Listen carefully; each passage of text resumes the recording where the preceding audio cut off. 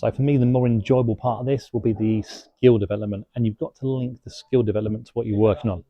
Let's say strike in this case. So I've warmed up, done some technical work of trying to hit the ball just a bit lower, which would involve something technical that your coach might give you in terms of getting the body in a better position, changing the club face to allow you to get the body in a better position, put the club in a different position, whatever you are working on, doesn't matter. But let's say you're there or thereabouts with the swing technically, still work on that, the technical stuff, and still do, the mix of block practice and some random practice, which this is going to be more like where you change club, change target.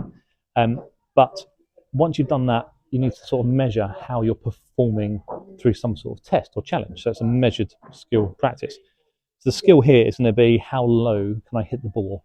I'm going to measure it, or can I hit the ball, let's say, with a launch angle of under 20 degrees for this club, okay?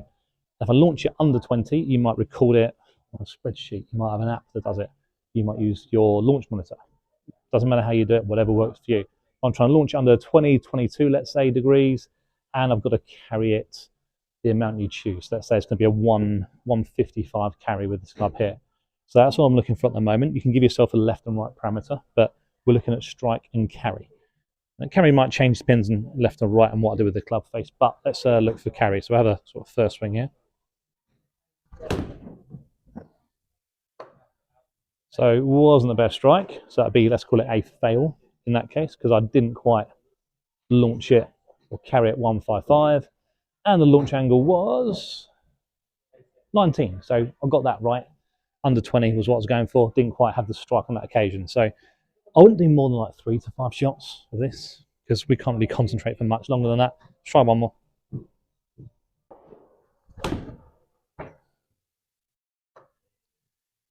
So better hit. We'll check the launch on that. So the carry is okay. We're in that little zone that I've put on here just for the visual.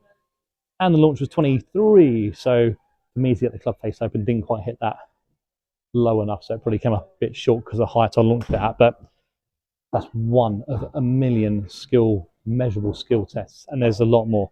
If you check out any YouTube page that I've done or other coaches have done, one that comes up quite a lot for me is Shank's. So one of those would be, okay, if you've got impact location or some tape or some spray, or you're on a launch monitor that measures where you strike it, you can use that. So it might be, a skill would be, can I set up for that inside ball? Stretch my club over that way. I'm going for the inside ball, but off the toe.